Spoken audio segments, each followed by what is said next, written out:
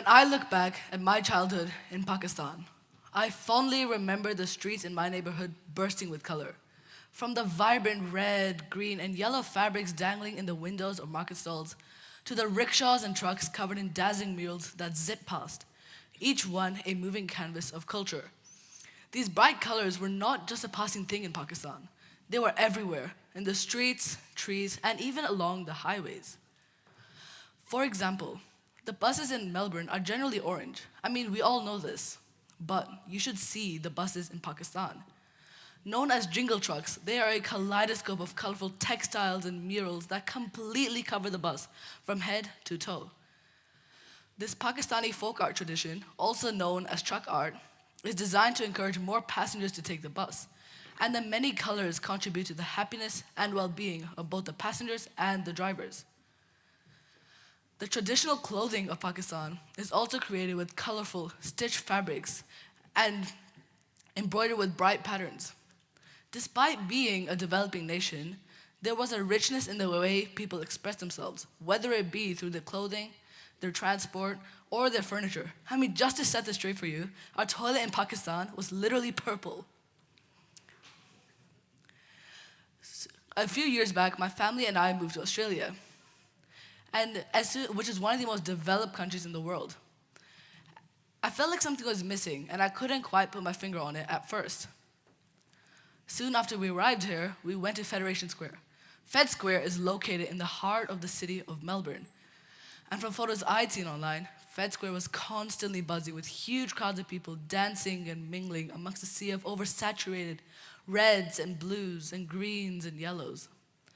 I was disappointed to find that in reality, there's only a small number of people sitting around doing seemingly nothing, and a large number of food-stealing seagulls who seem to be the only ones committed to the party. In fact, over time, I've realized that Fed Square is empty, dull, and honestly, underwhelming for most of the time. Some may say that I was just being homesick, looking back at my early childhood in Pakistan through rose-colored glasses. But it was not only nostalgia. Research from the Journal of Environmental Psychology actually shows us that bright-colored environments help us as people, especially young kids and older age adults. It helps us stay active and socially connected. It was by now that I was beginning to notice that the vivid world of Pakistan in my memories was gradually, painfully disappearing. My old friends recently moved houses in Pakistan. The old house was a very traditional wooden Pakistani house, filled with LED-light windows and colorful, ornate furniture. I mean, they literally had a chandelier in their bathroom. By their new, modern Pakistani home, all the floors and walls were dull, muted tones, and the concrete house itself looked like a stack of rectangular boxes. And it was by now that I was beginning to notice the effect of the disappearance of color in my day-to-day life. And I wondered to myself, was the grass really greener on the other side? I spoke with my family about this because I wanted to know if they felt the same. But little did I know that singular conversation would go on to change my life forever. In the conversation we had sitting in our living room, all 5 of us agreed that we felt more like our real selves back in Pakistan when we wore lots of colorful clothes. Why? Well, what we came up with is this. In Pakistan, we wore something different every single day. We wore many colors, some by design and some by coincidence. But even just this, compared to our daily lives in Australia, is much different, where we had to wear the same dull, monotone colors for school or work every single day.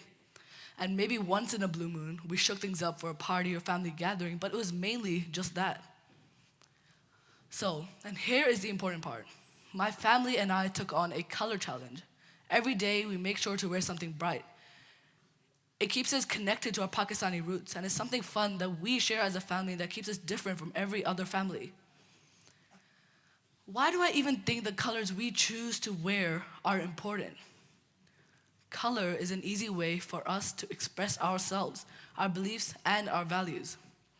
I use colors to stand out in what I think is a good way. We all can do this. It makes me feel good about myself, and it connects my family with our heritage.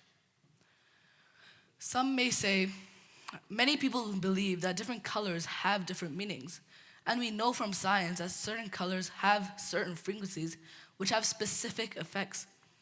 Colors like red are said to boost appetite and energy, which is also why it dominates food branding. Many cultures also believe red to be the color of luck and prosperity. Colors like blue create a sense of trust and calmness, which is also why financial institutions and healthcare companies regularly use it in their logos and marketing. Whereas orange boosts enthusiasm and creates a sense of joy. Bold, vibrant colors stimulate our body's serotonin, which is essentially your feel-good chemical, which, as the name suggests, it makes you feel good about yourself. So adding a splash of color to someone's day is scientifically proven to be good for you. And if there's one thing I want you to take away from this talk, it's this: what I did, and you may do this as well, is to have a color ritual. No, I don't mean to sit around in a corner of multicolored cushions holding a candle in a dim-lit room. What I mean by color ritual is to include color in one way or another in your day-to-day life. It could be something as simple as wearing something different for a day or week, or maybe even filling up a journal with the brightest illustrations that you can. It could even be setting up a corner in your house in which you add something colorful once every single week and slowly watch it expand more and more and more until it engulfs your entire house. When removing color from our day-to-day lives, we're diminishing our unique cultural identity. It's so subtle that we may not even notice it. Our choices and usage of color says a lot about how we feel about ourselves and our world. Embrace yourself, stand out, pop out from a crowd, and make the world a better place. Colorful, joyful, and bright. Be flashy and make a statement. The French post-impressionist painter Paul Gauguin said this: "Color, what a deep and mysterious language, the language of dreams." Thank you.